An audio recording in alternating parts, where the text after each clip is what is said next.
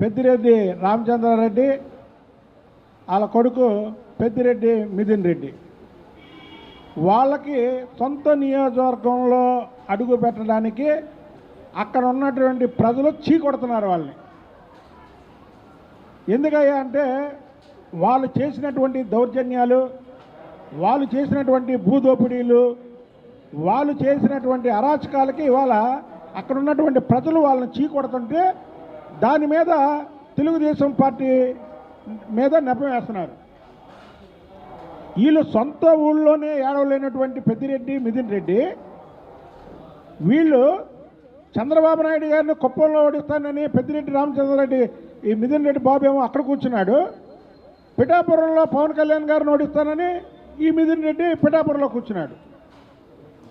పెద్దిరెడ్డి మిథున్ రెడ్డి మీకు ఒకటే చెప్తున్నా, చంద్రబాబు గారు రాష్ట్రం మొత్తం ఎన్నికలు ఒకలాగే చూశాడు.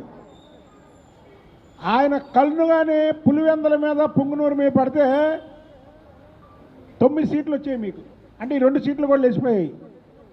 చంద్రబాబు గారి శక్తి అలాంటిది.